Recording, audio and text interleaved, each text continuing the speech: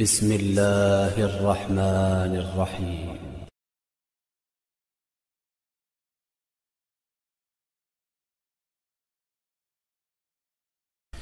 الحمد لله رب العالمين والصلاة والسلام على رسوله الكريم اما بعد.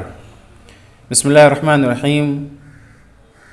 سامعین کرام، آپ کا اس مجلس میں خیر مقدم ہے. السلام علیکم ورحمۃ اللہ وبرکاتہ. دیکھیے، دن بھر کی سنتوں میں سے ایک سنت یہ بھی ہے کہ انسان جب کسی مجلس میں بیٹھتا ہے تو اس مجلس سے اٹھ کر جاتے وقت اللہ کے نبی صلی اللہ علیہ وسلم سے کیا دعائیں ثابت ہے یا اس سلسلے میں کیا کچھ ثابت ہے.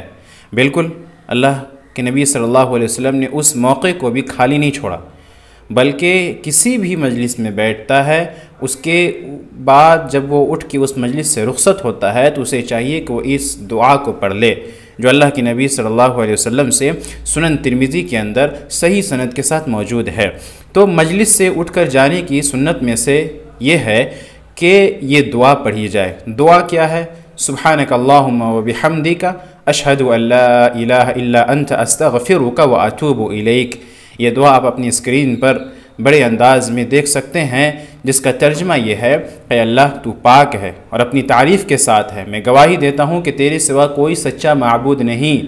میں تجھ سے معافی چاہتا ہوں اور تیری طرف رجوع کرتا ہوں.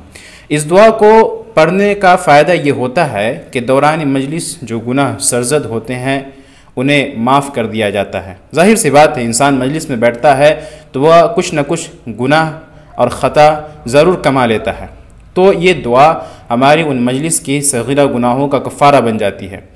تو یاد رہے کہ دن اور رات میں انسان کئی مجالس میں شریک ہوتا ہے. مثال کے طور پر جیسے دن اور رات کا اگر آپ اپنا جائزہ لیں تو کئی ساری مجلسیں ہیں جس میں انسان شرکت کرتا ہے.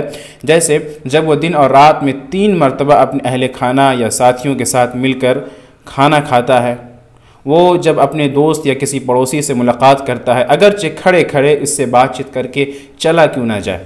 اسی طریقے سے جب وہ دوران ڈیوٹی اپنے ساتھی ملازمین کے ساتھ یا اسکول و کالج میں اپنے ہم کلاس طلبہ کے ساتھ رہتا ہے، اسی طرح جب وہ اپنے اہل و عیال کے ساتھ ہوتا ہے اور ان کے ساتھ کئی امور پر تبادلہ خیالات کرتا ہے، جب وہ کسی کو اپنے ساتھ لے کر گاڑی میں گھومتا ہے یا اس کے ساتھ کسی کام پر جاتا ہے، جب وہ کوئی درس یا لیکچر سننے کے لیے دیگر حاضرین کے ساتھ بیٹھتا ہے، تو یہ تمام جو ہے مجلسیں ہیں. ان تمام کے بعد اگر انسان اس دعا کا اہتمام کرے تو یقیناً اللہ تبارک و تعالیٰ کے یہاں اس کی خطائیں معاف ہوں گی، اس کی لغزشیں معاف ہوں گی. تو ذرا سوچیں، ان مجلسوں میں کتنی مجلسیں ایسی ہیں جن سے اٹھ کر جاتے ہوئے آپ یہ دعا کو پڑھنا بھول جاتے ہیں یا یہ دعا کو نہیں پڑھتے ہیں. اور اگر آپ اس دعا کے معنی میں غور فرمائیں تو آپ کو معلوم ہوگا کہ یہ دعا انتہائی عظیم ہے. اس کے ذریعے انسان ہمیشہ اللہ کے ساتھ اپنا تعلق قائم رکھتا ہے، اس کی تعریف کرتا ہے، اسے عیبوں سے پاک ذات قرار دیتا ہے، اس کی وحدانیت کا اقرار کرتا ہے اور اپنی کوتاہیوں پر اللہ سے معافی مانگتا ہے اور ان سے توبہ کرتا ہے. سو کتنی عظیم ہے یہ دعا کہ اس میں توحید بھی ہے، اللہ کی تعریف بھی ہے اور اپنے گناہوں پر اظہار شرمندگی بھی ہے. امام ابن قیم رحمہ اللہ کہتے ہیں کہ مجلس 2 قسم کی ہوتی ہے. جیسے اپنے دوستوں کے ساتھ ملاقات 2 قسم کی ہوتی ہے. ایک ملاقات محض وقت گزارنے اور طبیعت کو خوش کرنے کے لیے ہوتی ہے، اور اس میں فائدہ کم اور نقصان زیادہ ہوتا ہے، جس کا کم از کم نقصان یہ ہوتا ہے کہ یہ دل کو فاسد اور وقت کو ضائع کر دیتا ہے. لہذا کسی بھی مومن کے لیے یہ درست نہیں ہے کہ وہ اس طرح کی مجلسوں میں شریک ہو جس میں صرف وقت گزاری کی جائے اور دوسروں کی غیبتیں اور دوسروں کی چغلیاں کی جائے. اس سے ہمارے اعمال خراب ہوتے ہیں، ہمیں گناہوں کے اندر ہم ملوث ہو جاتے ہیں. لہذا اس طرح کی مجلس سے بچا جائے.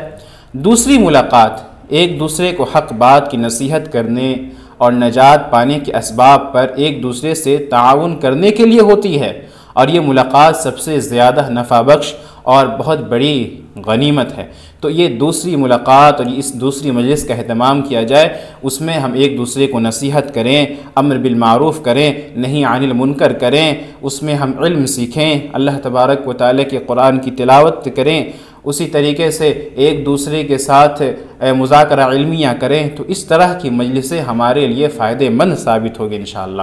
تو یہ مجلس کی ایک سنت تھی، اور اس میں اللہ کے نبی صلی اللہ علیہ وسلم کی ایک دعا بیان کی گئی کہ اللہ کے نبی صلی اللہ علیہ وسلم جب مجلس سے اٹھ کر جاتے ہیں تو اس دعا کا اہتمام کرتے ہیں، سبحانک اللہم و بحمدک اشہد ان لا الہ الا انت استغفرک و اتوب الیک۔ لہذا ہم جب کسی مجلس سے اٹھیں تو ہمیں چاہیے کہ ہم بھی اس دعا کے ساتھ اپنی مجلس کا اختتام کریں۔